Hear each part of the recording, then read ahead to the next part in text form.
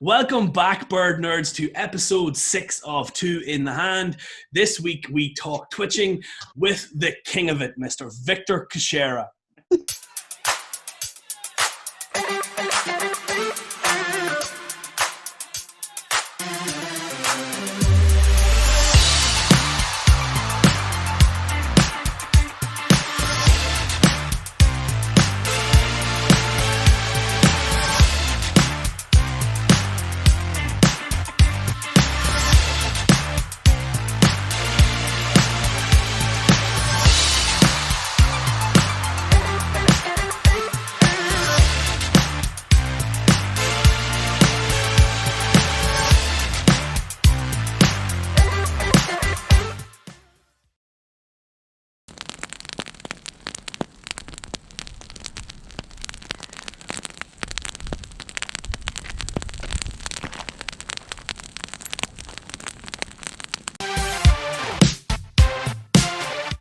Okay, everyone, here we go.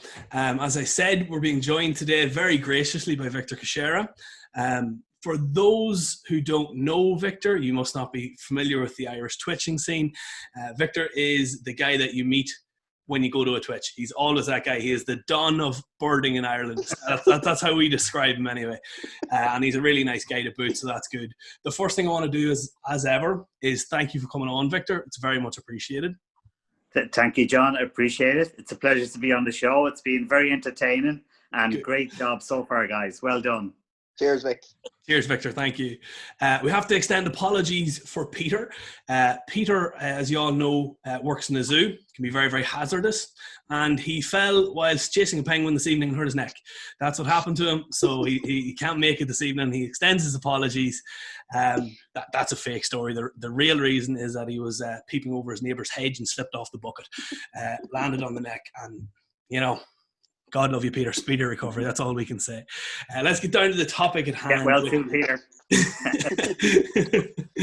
Let's get down to the topic at hand, which is talking to Victor about twitching and birding in general. I think we have a list of questions here. Great. Looking forward. Okay. Will I just fire away? You happy enough? Go ahead. Yes. Okay. How did you get into birding, Victor? Right. So is it bird watching or birding? I suppose since I was a kid, you know, when kids they were happy playing with little cars or little dinkies, and I was always happy with the little dinosaur things, anything got to do with animals. So I was always interested in nature since I was a kid, and then I always loved all the nature programs. And then particularly birds. I think I started with birds of prey. I just loved birds of prey. And then bird watching was when my granddad, as you know, I'm Italian, and my grandfather lived over here with us in Ireland, and he went hunting. Now, what he shot, we ate. So like he'd go shooting a couple of rabbits and a couple of pheasants. So he brought me on the hunting trips, not to shoot, but just to be out on the trip. And I'd notice all the birds. Now, he wouldn't shoot the birds, but I'd notice all. I remember seeing my first crossbill, my first curlew, lapwing, and I was just in awe. And then one day on Saturday morning, there was a show and advertised at Birdwatch Ireland. Now back then it was called the IWC, Irish Wild Bird Conservancy, and it says you can join, and if you join, you can come to our talks and you can come to our outings. So immediately I joined that, and I think that was in 1984. And when I joined, and back then you had a South Dublin branch, a Central Dublin branch, and a North Dublin branch. And of course I was North Dublin. And I decided to go to all the three branches and go to all the three outings. I loved them so much. And that's how I started my bird watching. And of course it'd be mostly Bull Island and Swords. But basically my granddad was probably the one that got me outdoors. And since I was a kid, I was always into wildlife. And then IWC was the one that got me out into bird watching. And then I started birding, I suppose. And thank God I didn't go straight into twitching or birding. I've been bird watching a good few years, getting to know all the common birds, which is very, very important. To be familiar with all the common birds for at least 2 years before I started looking at rare birds. And I started birding really seriously, I say, in January 1986. 1986. You're at it a while then. So what would have been your first twitch, Vic? My first twitch, okay, well, I did see Foster's Tern, and I wouldn't call it a twitch because I was doing Bull Island anyway, and there was a Foster's Tern on Bull Island, so it'd be the first rare bird I've seen. But if you want to call it a twitch, it would be the white-billed diver in January in 1986 in Ardglass, County Down. Yeah. You're jumping ahead there, McCluskey. You have to eat your vegetables before you get into the steak, man. Calm down. Veg is good. Veg is good. Veg is good, man. We're plant powered here on Two in the Hand. All right, just calm down. So, what is your favorite bird, Victor, globally, and what is your favorite Irish bird? Right, that's easy. My favorite bird, without a doubt, is I've been one of my favorite areas is South America. And Central America, and around the Caribbean. One of my favorite birds, without a shadow of a doubt, is the magnificent frigate bird. Oh, good call. They're also called, for people who know that, they're also called a pirate bird. And the great, they can't land on water because their feathers are not waterproof, and they're massive birds. And there's light. If you actually hold a frigate bird, they're extremely light. Their bones are hollow, but they're like pirate birds. They're like something like out of Jurassic Park, and the way they just chase other seabirds and boobies and stuff like that. But there you go, magnificent frigate bird, my favorite bird. Okay. And my favorite Irish bird is actually the wren. I love the wren because he just. Have you ever seen a wren that's not doing anything? That's just sitting still. They're so active. And they're extremely loud, and also just when they go on top of a rock and just cock the tail up, they're just very, very active. So for me, the wren would be my favorite Irish bird. Well, from having got the opportunity to speak to you a few times, Burden, you've got a very unique story about the wren. Now we'll build up to that, all right? We'll build up to that. That's one of my later questions, okay? But don't forget about wrens, people, okay? Okay. These are the first couple of questions you'll see I've kind of structured very, very simply. They're all about birding as opposed to the more, I suppose, competitive or the more cool side of twitching. So that in that being said, where would your favorite place to birding go? Where would your favorite place to go birding be, and what would be your favorite times of the year to go birding and why? Right, so my favorite place to go birding, four places. Donegal, Tory Island. So Tory Island, Donegal. Loop Head in West Clare. Cape Clear Island in southwest Cork. And Tecumseh Lake in southeast Wexford. And Tory Island, I like to do in basically from the 1st of September up to the end of October. Cape Clear probably would be all the month of October. Loop Head would be for the last 2 weeks of August and the first 2 weeks of September. And Tecumseh Lake would be all year round, every single day. And the reason I like those four places are because Tory Island would be our Fair Isle. So in the UK, Fair Isle is the best place to get Asian vagrants. Okay, and our Fair Isle would be Tory Island. Okay, and the great thing about Tory Island is there's no cover on it. Okay, well, there's a few trees and bushes now. So if there's a bird on Tory Island, more than likely it'd be very easily found. And not only that, if you do found it, you'll get very good views of it. So if there's nothing on Tory, you'll know, like in the whole day, that there's nothing on Tory. So, for example, we were there last week, and we just had 2 chiff-chaffs on one day, and then the second day we had 5 chiff-chaffs. So we knew straight away something was happening, so you could see every single, whatever's there you will see. That's what I like about Tory. Cape Clear would be like the Scilly Isles of the UK. So it's good for Europe and especially for American vagrants. And the good thing about Cape Clear, it's full of cover, absolutely full of cover. You could have 50 bird watchers on Cape Clear, and I've seen this so many times. We'd have 50 bird watchers and we'd be doing the log at the end of the day, and you get one or two bird watchers that've seen a few species that nobody else have seen.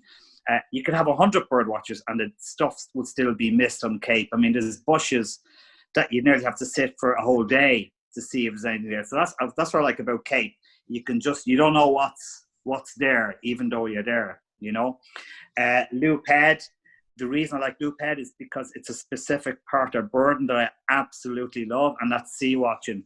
And I think that Loophead is it's the best place for sea watching in Ireland, probably one of the best in Europe, and the best time to sea watch is August. So I could sit on the headland for 12, 14 hours from dawn to dusk, just looking at the seabirds going by. So I love the sea watching season on Loophead. And then lastly, Tecumseh, it's just an all-rounder.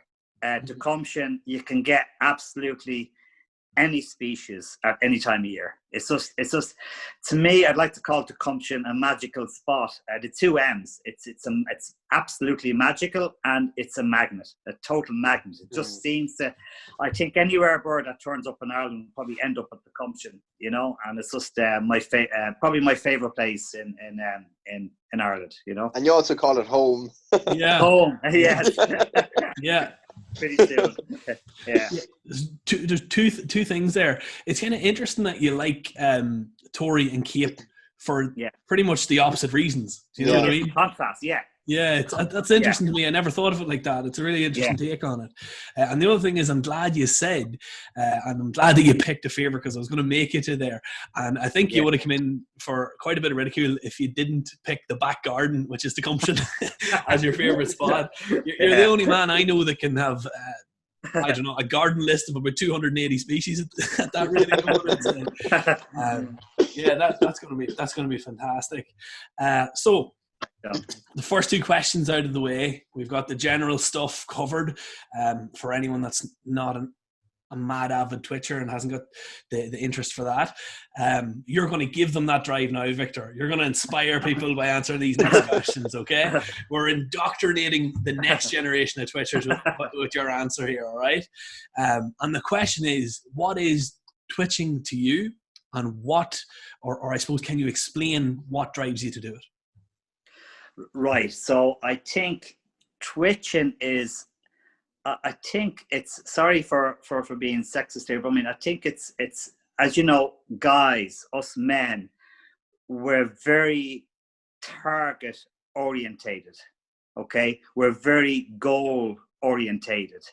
You know, we need something to strive for, something to aim for, you know, and I heard you say competition there, but I mean, I'm in competition not just with anybody. I'm in competition with myself. So the best example I can give you, like, if you, why do people climb Mount Everest? Have you ever asked that question? I mean, I don't know what the statistics are of. I think is it more than half? Is more than 5 out of 10 they die that go up? I think they say it's 1 in 4. 1 in 4 right, die. Yes, or guaranteed to die, like, you know. Yeah. Mostly coming down, and why do they do it? And here's the interesting thing: is that the guy that goes to Mount Everest is not in competition with the guy in front of him or the guy behind him. It's very, very important. He's not going to say, "Oh, I'm going to get up to the top quicker than the guy that did before me. Oh, I'm going to be the youngest guy to get up to Mount Everest." No, he just wants to get to Mount Everest, and he's willing to stake his life. And this guy could have family and kids at home because it's a goal he wants to do. And to me, chasing rare birds, I mean, first, I like birding. I love birds, and I love birding, and I love photography. And chasing rare birds is to adding a new species to the Irish list is you can call it fanatic or being obsessed, but there must be a gene that's just like sort of in us that since 1986, somebody injected me probably that I need to see a new rare bird. And when a new bird turns up in Ireland, I'm not calm until I see it, you know. So that's why I go for it on the day, or if it's found in the evening, dawn the following day. But to me, it's just a goal. It's just like my aim is to see as many species as possible while I'm alive on this planet in the country of Ireland. That's a good way of putting it, yeah. That was a fantastic answer, Victor. The way I set you up there, I was I was expecting you to feel under pressure, but you blew that out of the water. You made twitching more cool. But John, you need a goal. I mean, it's like, can you imagine a football pitch with no goalposts? You know, what the people be just standing there, you know, doing nothing. Whereas my goal is to see as many species. Well, actually, to be specific, it's probably a question that'll come up. I want to see 500 species in Ireland. You know, so that's when you have a goal, you'll aim for that goal. You know, so it keeps you focused. Mm-hmm. And that's I can relate to that. I can really relate are you to on that, target for your 500? Yes. So based on I'm 427, and that's accepted Irish birds on the Irish list, and I'm at the moment, so far since 400 up to now, I've been averaging 3 birds a year, and so far I'm like 2 ahead so far. And how many do you have this year? Oh, I've had 5. The Hudsonian Wimbrel got split again. Little Bittern, Cayenne Tern, Brown Booby, and Bobolink. 5. So I'll be average 3 years. So like I'm 2 ahead. You know. That's brilliant. Yeah. Very good, Victor. Yeah. So if I go at that pace, I'll be 77 by the time I'm 500. But of course, it might get less. You know. But then you have years like this where you have 5. You know. Yeah. It could all balance out. Yeah. And you Italians are very long lived, so I can see. I can see it. That's it. That's the point. So the important thing is just to keep your health, you know. But actually, having a passion makes you live longer, you know. So I mean, and the great thing about this hobby, it's not like football where you give it up. I'm equally as excited, even more excited, going for a rare bird than I was 30 years ago. What other hobby would you have that? Once you've got your eyesight, you know, and your legs, you can go birding, you know? Yeah. Victor, that's actually one of the things I remember. One of the first times meeting you, Brian and I remarked the enthusiasm that you still have every time going out for a bird it's intoxicating. Like it's exciting to be waiting for a bird with you there, because the energy you're buzzing, like, you know, it's a fantastic thing. And I tell you, actually, if I ever lose that excitement, I think I'll be giving up the birding. And I think it's fantastic that you have it, like, you know. Actually, John, when I started birding, I just says, okay, who are the guys that know their stuff? Who are the guys that go chasing the rare birds? And I started to hang around these guys. And I says, my God, like, I've nothing to bring to the plate. I was only starting. I didn't know much about birds, but they loved my enthusiasm, you know? Yeah. So then bring me, and actually, Brian, you remind me of your attitude reminds me of me when I started out, you know? And that's, you know, it's great to have. Like, it's great to have that around, you know. It's No, but even what you said there, like when a tick turns up for you, you can't stay calm until you get it. Yeah, that's exactly what I'm like now. Like, so it's kind of mental all the same, isn't it? Yeah, you are mental. That's why if the girlfriend knows, she says, "Well, listen, you're better off going. Don't stay here because you won't be calm until you see it. So go." fair enough, I suppose. Yeah. So I'm gonna ask a question off the back of that. What's it like when you dip a bird you need? Right. I've already. So here's a bit of advice for you, Brian. In this hobby, you already have to accept that you could dip. It's part of the game. Okay. And the more birds you're going to go for, the more dips you're going to have. And especially us guys. I'll tell you why. Because a majority of birders, you see, they wait till the weekend or a couple of days. And at that stage, you know whether the bird is hanging or not. Whereas we go on the day. and we're taking the biggest risk. Now, of course, we'll get the biggest rewards, but for us, so for me, I already have, if I dip it, I mean, to me, I don't cry over the birds I've dipped. I'm more grateful for the birds I've seen. Yeah. And before I go for a bird, I already know that there's a possibility I could dip it, but I always go with the expectation that I'm going to see it. Because if you go on a twitch and you don't think you're going to see it, you don't believe you're going to see it, you're going to walk around not looking for it. Well, true, yeah. I always brainwash myself and pretending the bird is still there somewhere. And I don't give up until it's dark, until literally it's dark. And then that's it. And then I just accepted, okay, it's a dip. So what has been your worst dip then? Probably the great knot at Swords. Oh yeah. Because from my home in North Dublin, in North Glasnevin, to Swords Estuary, okay, breaking the speed limit a bit, would be about 12 minutes. So I was at home and I heard about a great knot at Swords, and immediately, just like I wasn't doing anything at the time, so immediately just grabbed my gear, and the bird was there, and I was probably more than halfway. And what happened was, on the north side of Swords, where the swans are, and this rarely happens, somebody had a dog, but it was one of these dogs that ran into the water chasing the birds deliberately, you know? So the dog ran in and swam in, and everything took up into the air, everything, because the dog literally swam into the estuary.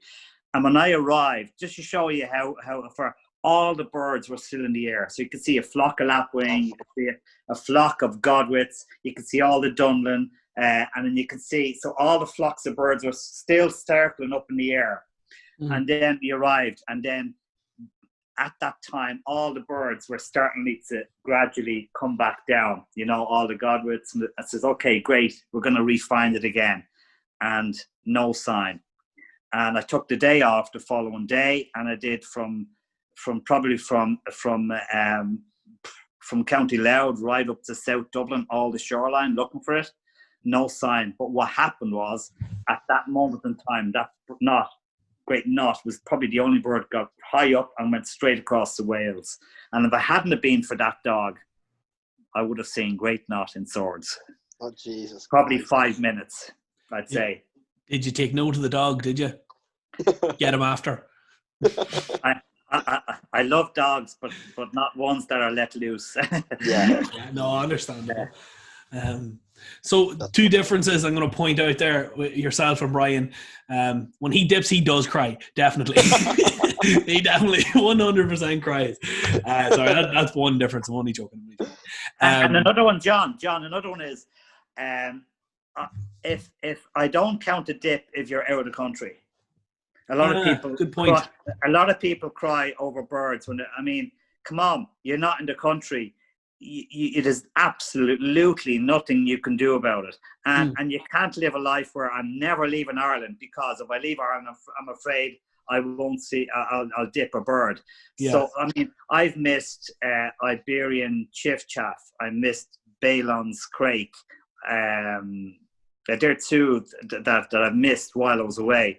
But what can you do? It's a risk all of us take, and that's something I wouldn't count that as a dip. Yeah, fair play. Yeah, that's a very positive attitude. Out of curiosity, would you schedule the holidays away from migration? That's another thing. Actually, the best time to go away is because Asia and South America, the best time to go away is our winter. You know, and I think a great time to go away, like if you wanted to pick 3 weeks to go away in the whole year, it would be the 2 weeks before the New Year and the week into the New Year. You know, last 2 weeks of December, first week of January, and that's midwinter for us. So that's probably the best time to do Asia. Yeah. You know, and South America. And I tend not to go away in from mid-August to the end of October, or from mid-April to the end of May. I tend not to go away. That's not, to be fair, that's not too restrictive, like. Yeah.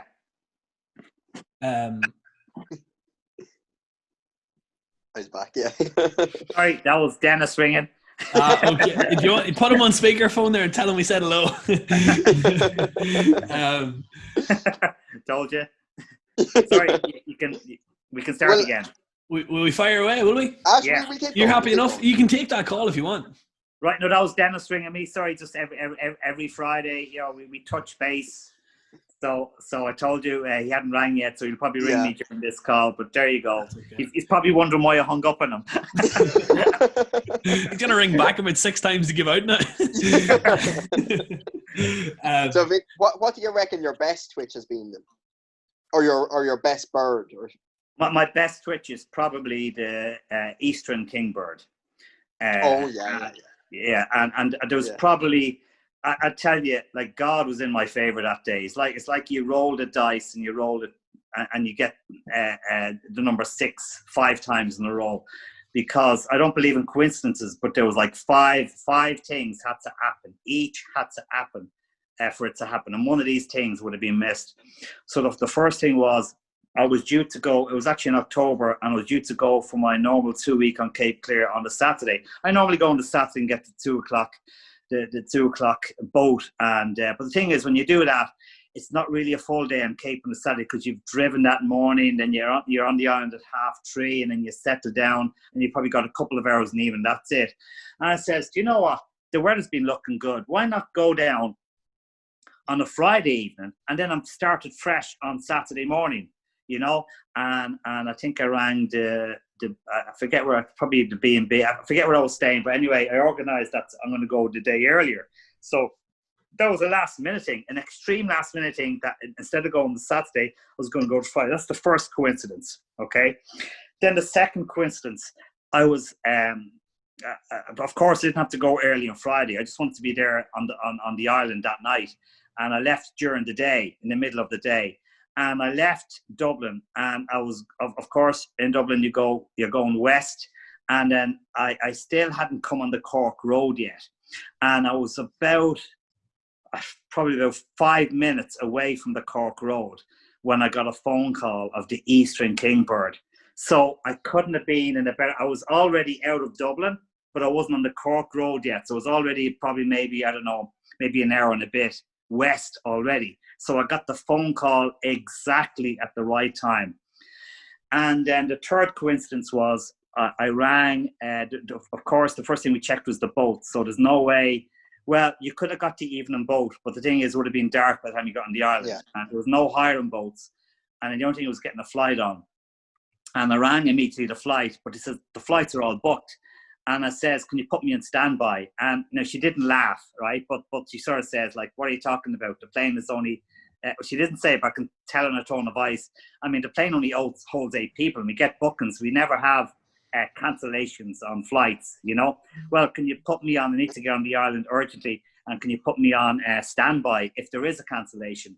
So I headed straight for that's another thing about when a rare bird turns up, even if you can't get on the island, you just head straight for the area anyway. So I headed straight for the area. And then I was going probably about maybe half an hour later, I got the phone call from the airport saying, listen, we have a bit of good news and bad news. Okay, what's the good news? The good news is we've got a cancellation. The bad news is it's not going to the main island. It's going to one of the other islands. Okay, but what we can do on the way to the island, we can do a special drop-off for you, okay? But it's going to cost you an extra 50 euros. Are you willing to pay an extra 50 euros? And I says, yes. Okay, that's the third. So that's the third coincidence. Then the fourth one was, I had to be there at, listen, we're leaving at 4:15, was it 4? I can't remember. 2:15, I can't remember. 4:15. It was 4:15 something anyway, and it says you need to be here 15 minutes before. And I looked at my sat nav, and on the sat nav it said I was going to be there 5 minutes, to spare, not 15 minutes to spare. And I looked at my sat nav, says yes, I'll make it. I didn't tell her I was going to be 5 minutes. You need to be there 15 minutes, and actually I caught up in 5 minutes, so I made it at 10 minutes. And when I arrived there, the people were already, when you go on the island, you have to weigh yourself and weigh the gear you're bringing on. So the people were already weighing themselves. So I just got straight away in the queue, and then I got weighed straight away. So I made that in time. That was the fourth. Then the fifth one was, we didn't have gen of exactly where on the island the bird was, right? If you're on an island and you don't know where the bird was and you only got a couple of hours and there's no reception, you can imagine being on an island, not knowing where the bird is. So I arrived on the island, and then the next coincidence was a taxi man happened to be there. He says, "Are you a bird watcher?" "Oh yeah, listen, I'm just after dropping 2 bird watchers to where the bird is." "Great, do you know where it is?" "Yes, brilliant, I'll take you there." So he brought me to the site. So that was a total coincidence because I didn't know where to go on the island. Okay, now he dropped me to the site of where the birds were dropped. Okay, so here's the next coincidence. I was dropped there, and only 2 hours left. Could see absolutely nobody. I mean, do I go left? Do I go right? You know, I was afraid even where do I go because didn't know where the bird was. And then about half a minute later, a farmer walks around, seeing me like, you know, like looking at. He says, "Oh, are you here looking for the bird?" I says, yeah. "Oh, it's in my land." And he opened up the gate, okay? And then literally it's maybe about half a minute walk. And as I walked in the gate, 4 birders across a field were looking at me shouting, and they were in shock when they see me. They went like this. Yeah, just pointing up. And as I entered the gate, there was a little shed in front of me, and they were pointing at the shed. And I just stood back. I had to step back to look on top of the shed, and there was the eastern kingbird. No way. Oh my God. Yeah, that's unbelievable, Victor. That's Unbelievable. And watched it fly catching right up to dusk.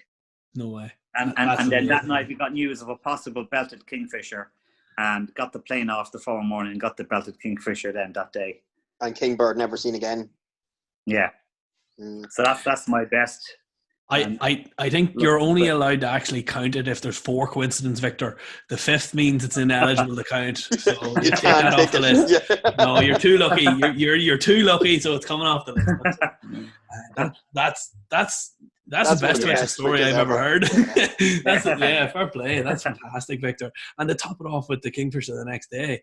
Yeah. Also, I suppose that kind of leads us to our next question, or possibly might lead into it. What's the rarest bird you've seen? That's your favorite twitch. What's the rarest bird you've seen? Right. Well, I'm always getting that asked by non-bird watchers. You always get non-bird watchers. What's the rarest bird you've seen? Yeah. Well, actually, officially, the rarest bird you've seen in Ireland is anything that's only turned up Ireland once. And I don't know. I've probably seen. Actually, I haven't counted, but I've probably seen 40, 50 birds that have been Irish firsts. Mm-hmm. So then if you want to ask what's the rarest one, it'd probably be which of those birds would be in a European perspective. So one would probably say would be the Vega gull, because that was the first for the Western Palearctic. Yeah. You know? And I take that through your scope. All right, very good. So very good, Brian. At that time, it was the only Vega. See, we've all seen Irish firsts, but those Irish firsts have also occurred in other countries. Yeah. So out of the 50 Irish firsts I've seen, which would be the rarest? Well, then you have to go, okay, which is the rarest in a European perspective? And Vega gull, and also not only that, Vega gull is like a heron gull, and people don't look at heron gulls. And this bird, okay, well, if you know what you're looking at, it looks completely different, but like it generally looks like a heron gull, and very difficult bird to find and to identify. So not only that, so there you go. It's Vega gull in Dungannon, wasn't it? Dungannon Harbour. Yeah. The 11th of January. I remember going overnight for when I heard about that. A lot of people didn't know what's a Vega gull, and some people thought it was a subspecies, but I think at the time it was. But it's a full species now anyway. And I remember driving one of these nights where you weren't supposed to be driving, I went there, And I wasn't actually there for dawn, but I was there for sunrise. And I arrived at the harbour, and there was nobody there. I says, I must be at the wrong harbour, because it's already starting to get bright and there's nobody here. And the harbour was very small. I was there before, but I didn't remember how small. I says, the harbour's small. It's probably a different harbour. So it is, oh my God, I'm probably on the wrong harbour. So I drove onto the harbour, and I turned the car, and the car was sideways on the harbour, right? And there was about 12 gulls on the pier, actually on the pier, about 12 feet in front of me. Do you know what? I might as well check them while I'm here. So I rolled down the passenger seat window, because the car was facing like that, and I was looking at the pier. I was looking through the passenger seat, and I had to actually lift up, and there was 12 gulls there. And the first bird, okay, and I went like this, and the bird went like this, looking at me. It went like that, and it was the Vega gull. And I took my camera. The bird was still like that, curious, had to lift up, took a shot of that Vega gull, and I've got a photograph of that.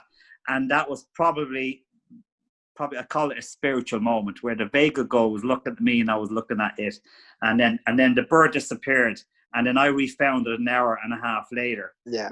When the bird came back at that stage, and then I was just given really good views, nice sunny day for the whole day on the pier. But it disappeared then at 11 o'clock that morning. That was it. Yeah. It disappeared. And I think Steve Gantlet and some other Brit, I think, was the only other people to ever get that, weren't they? Yeah. I think, yeah. Yeah. Okay. Yeah. So I'd say that's probably the rarest bird I've seen, John. Yeah. Okay. What's the rarest bird you found, Victor? I don't know. I must ask Brian that, because at the time, because I didn't keep. Okay, before I get to that question, I've been very close. One of my goals is to find an Irish first, and but I want to find an Irish first myself and identify myself. And I was co-founder. I was with the three of us, myself, Jim Dowdle, and Jim Fitzharris, the Eastern Yellow Wagtail on Tory Island. Okay, so we the three of us were walking, and I was in front, and Jim Fitzharris was behind me, and a wagtail flew over our heads, and we all heard it at the same time. I flushed a blackbird, and I got distracted by the blackbird. And as that happened, the wagtail flew over our heads, calling. I says, Did you hear that? Yes, we heard it. And then the three of us followed up on it, So that was an Irish first, but that was the three of us, and then I came so close to finding a chimney swift. I was in a field away, one field away from where the chimney swift was found. If you know, on the east end where the marriage stones were, Okay, So, yeah. So I was in the field where the marriage stones were, not getting married, but it was on the next field. And we just got a phone call, and so we're just like literally only a field away, literally. So it was very close. And then another time I got close to finding Irish first is when we arrived at Nemo's Pier. We twitched rough-legged buzzard, and we got that done in Galway, in Clare, Galway. And then we went to Nemo's Pier, and Tom Shevlin and me, and I was sitting in the passenger seat, and Aidan. And of course, me and Tom had a cup of flask of tea, and then Aidan was running out on the pier, and there was this cormorant in the water, and I says to Tom, do you know what? There's no point rushing out. There's only a cormorant in the harbour, And then Aidan got all excited, calling us. He was halfway up in the pier, shouting like this. I says, what's he shouting at? There's only a cormorant. So I actually seen the cormorant before Aidan went in, and that was a double-crested cormorant. So yeah. So I haven't come close, and as an Irish first, I'd like to find a penduline to it. I think that's probably for a description bird in the UK. It's probably the commonest description bird in the UK that still has to turn up in Ireland. So I'd like to find a nice male singing and tack, or building a nest attack or something. Well, probably the most twitched bird. Probably the marsand was probably the most twitched. Yes. So my favorite find has to, without a doubt, the marsand, because. First of all, it's a bird. It's a lovely bird. It's very elegant. It's small but very elegant, and I have seen them abroad. But an absolute beautiful bird, and it was one that I was waiting to see as well.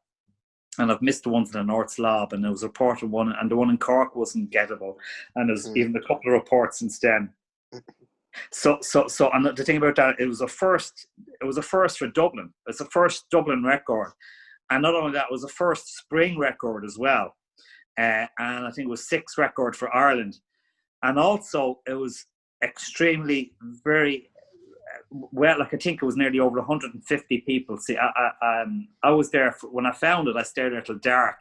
I think well over 100 people seen it on that day. I think another 50 people seen it easily the next 3 days after that. And the reason is because a lot of bird watchers, okay, in Dublin that do not twitch or travel. So they all came out to see it. So I think my Marsan, and I found other birds like Arctic Warbler and Bloody Foreland. John Coleman was with me, and Olive Back Pipit on Cape Creek. I was doing that most people take up in the north end. That was probably one of the. Well, I know it wasn't the first, but it was one of the earlier records, definitely of Olive Back. Yeah, it was new. Yeah. It was actually that one was new for the majority of the people. The one on the East End. Yeah. Victor, do you remember when you found the marsh? I rang you and I was like, I'm on my way back from Portumna. I can't remember. I had literally just started. I'd say I was birding for about maybe 6 months at that time, and I just started twitching. I got a phone call from Brian, and he was like, "John, where are you?" And I goes, "I'm not really sure. I'm somewhere between Galway and Monaghan."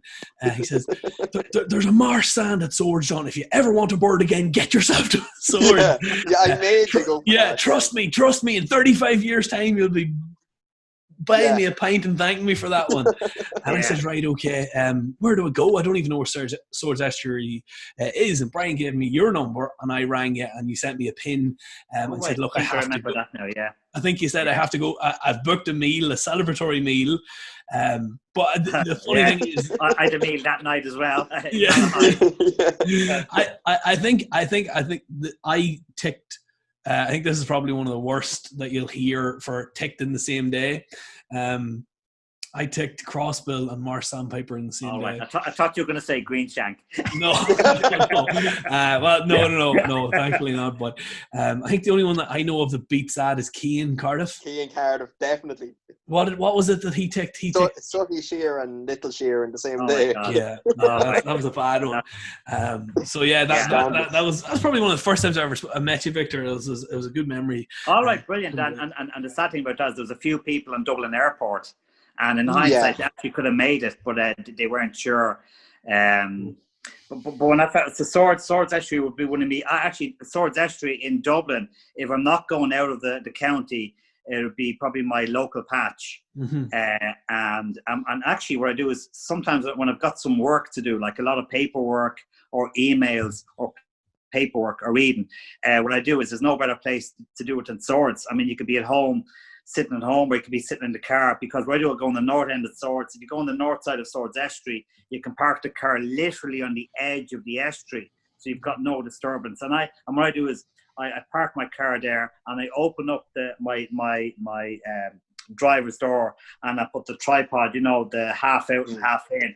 But for the Marsh Sand, what I did is, as soon as I arrived, I parked the car. Even before I took the scope out, like I scanned with my bins, just to see, okay, what's about. And the closest bird to me, because the tide was sort of half out, the closest bird to me was a wader. And sometimes it was early in the morning, it was like 10 o'clock.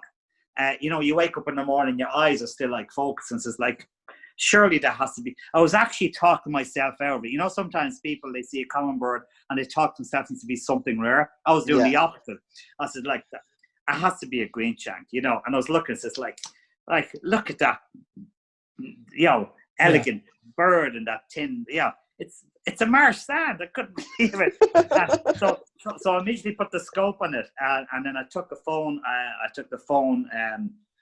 With the phone photograph, and I rang up Aidan Kelly. He says, "Aidan, I've got a Marsh Sandpiper. I'm sending you a photograph. Just that I'm not dreaming. Just confirm it is." Well, I didn't have to. But I mean, just say, "Listen, have a look at this," and Aidan just looked at the photograph and left straight away. He was the first over. And it was there the whole day. Now the bird did fly only once towards the bridge, but then it came back, and then that was the end of that. That was a brilliant bird. That was brilliant because I remember I had that was the year. That was only about 2 or 3 weeks before my leaving cert, and I remember I had already twitched a couple of times, and I think Mum was getting a bit annoyed that I kept trying to avoid studying to go twitching. And when I saw the news, Dad just brought me up straight away because he knew how rare like it was. And it was just brilliant. So watch that for an hour and back up and studying. So brilliant. Yeah, and you can concentrate better when you're studying, you know. Imagine if you didn't go, you wouldn't be able to study. Exactly, yeah. That's what I said. As well as that, what do you remember more, what you were studying or the bird? Having a breeze. There you go. There you go. That actually, swords has been very good to you, Victor. That wasn't the only find you had there. I actually was a bit shocked because I found a couple of other birds and I didn't realise until actually it was Aidan Kelly or Joe Hobbs, I think both of them telling me how rare they were. I found a redneck phalarope, and I think 200 people seen that over the space. I thought like surely like there'd been hundreds of redneck phals in Dublin, you know, because they breed in Ireland, and surely there's been like, you know, a dozen records for swords. And Aidan says it's only the third record for Dublin, you know, and the last one was like, I don't know, 1960 something, you know, so I couldn't believe that. And then another one I found this year, actually, just when lockdown was just like just a bit, a red drum swallow at Swords. And I think that was that a first record for Dublin? I don't know if it was the first or third. Sure. Yeah, but it was. But those two birds were new for a lot of people for Dublin, and I found like little ring plovers, osprey, yellow-legged gull. You know, it's been that's a good spot. I think the secret is not to go all over the place. I mean, when you're doing a local patch, just stick to your local patch and do it regularly. And that's how you find rare birds. That's one of the best ways to find a rare bird. Just do a place regularly, irrespective of the weather and the time of year. I take the still sand at Swords as well. All right, I remember that. Nice. That was a good bird. Who had that? Niall Griffin and Paul Kelly found that. Nice. Yeah. Very good. Very good. You've kind of answered my next question kind of already, Victor. Which was basically, what species do you most want to see in Ireland?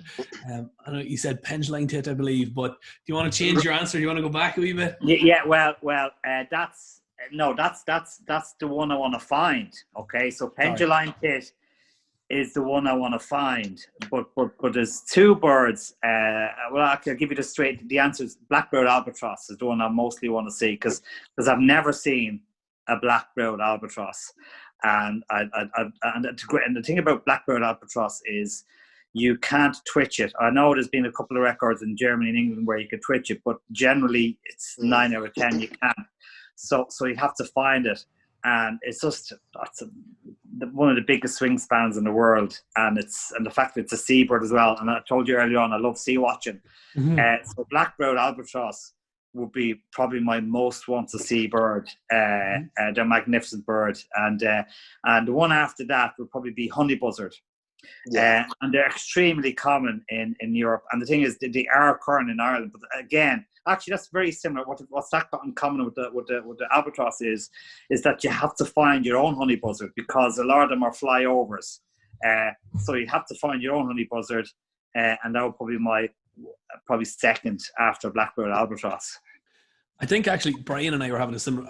We talk a lot of shit regularly, essentially, but it's one of those evenings where we ring each other and we're talking about what could turn up or what we could find. But it's very, very similar because black-browed albatross is the bird that I think both of us wanted to see. One of the birds that we really, really want to see in Ireland, and the other one as well is. Gyrfalcon or Gerfalcon, as Susie Dent says. Oh, brilliant! Oh, yeah. Oh, class. But it's similar because you almost have to find your own one of those as well because they're so I've dipped 4 of those now. I see one in Glenaville and one in St Margaret's up at the back of North County Dublin. Oh yeah. Yeah. Jeez. That was found on the bird race, wasn't it? Niall Keogh had that, was it not? No. No, I think was it Dick Coombs or someone found that. No, John, you're thinking of goshawk that they found. Yeah, goshawk. Niall saw a goshawk. Wicklow bird race. Yeah. Oh, okay, right. I knew I heard a story. Two good birds. Well, the goshawk was a good one. Yeah. So, Vic, of all the Yeah. birds on your Irish list, would you travel to see the same species again, That's or is there any? Is there any that you would? There's actually a species I love seeing and I never see enough of, but you can't twitch it. So I'll probably have to give you a different answer. There's, I think the Fias or Xenos or Desertus petrel, you could never see enough of those. I think I've seen 7 of those and found 3 of those. Class. So you could never see enough Fias petrel, you know. But you Mainly can't really because you could be twitch watching it. Xenos. Yeah. Yeah, and actually, Neither of us have seen one of those either, Victor. All right. I think the rule is if you see 12 Fias, you're allowed to tick Xenos and Deserters, you know. Oh, okay, fair enough. but actually, to answer that question, I've already twitched. My first ivory gull was at Kinsale, was an adult, but I've never seen a juvenile, and then one turned up at the Comption. So to see, because the adults and juveniles are different, so I did twitch that. And also a bird I've actually twitched a couple of times. It was Ross's gull. I just think like Ross's gull. Yeah. So how many of those have you seen, Victor? Oh, I've seen a few in Galway. Let's see, 3, 4, and then I was with Paul Eugene Archer when we found one at Sandy Cove. One, then the one on Bull Island, 1, 2. I've probably seen a dozen, I'd say. Easily a dozen. There hasn't been one for a while, though. They've gone extremely rare. Yeah. That's one of 2 gulls that I pretty much like. The rest of them, I could take or leave, you know. What's the other, Sabs? Pacific. It's an Australian species, but I like Sabs too. I like all. I do. Well, I don't like herring gulls, to be honest with you, but I like most small gulls. I like all small gulls. The bigger gulls, not too pushed. Yeah, except for Vega. Yeah, I didn't see that, so no, I think they should be all shot. Yeah, no, that's a fantastic bird. So I tell you what, you've been very gracious. We've been talking for a while. Can we nab you for one more question, Victor? Can we? Yeah. Okay. You mentioned earlier that you wanted to see 500 species. We think you're going to get it. What's your dream 500th? My dream 500 species? Yeah. The species? Yeah, we want the one you want, but we also want you to name it as well. Prediction. That'd be... Oh my God! It'll be a split or something. What? I hope not. No, because the yellow wagtails. My 400. Well, my 400 bird was Ireland's first collared flycatcher on the 29th of May 2012. Was it? Tory? 12. Yeah, Tory Island. Yeah, and my 300 was on the 12th of October 92 on Mizzen Head. Yeah. So probably. It'd be. But just say that was is a blind here, wasn't it? That's it. Needle-tailed swift would be nice. Needle-tailed, yeah. That'd be fantastic. I realize how absurd that question was, by the way. Yeah, or an Irish first. It'd be nice. It'd be nice if I found my own. If I found my own 500, it wouldn't matter what species it was because I found it. Or if it's an Irish first, it wouldn't matter because it'd be an Irish first. So my 500 would be nice if it's either an Irish first. Or I found it, or maybe it could be the penduline tit or the blackbird albatross or the honey buzzard. Yeah. Perfect. Okay. P.S. bonus round, quick fire. What advice would you give to aspiring birders and aspiring twitchers if you had to? What would your advice be? You mean starting up? Is it? Yeah. Well, first of all, just spend at least 2 years. At least knowing all your common birds before you. Well, it's I suppose hard for us to say, but I mean, because then I wish I had gone for that rare bird. But I mean, okay, well, if you're starting twitching, just at least two years, scrutinize and look at all your common birds, male and female, all ages in different seasons. Till you get to know. And when we started birding, we were drawn birds. So we had daily notebooks and pencils, and we were so when you're drawing a bird, you're forced to look at a bird, you know, and you're whereas you're photographing, you're not even looking at a bird. You just put the camera up and you're not even looking at a bird. Yeah. Whereas, so when I started my first year, because I was bird watching with Pat Lanigan and Sean Farrell, and back then a lot of people were drawing birds on daily notebooks. So I was doing that for a couple of years, and we'd be looking at drawing ringbill gulls and glaucus gulls and Iceland gulls, you know, for hours the whole day.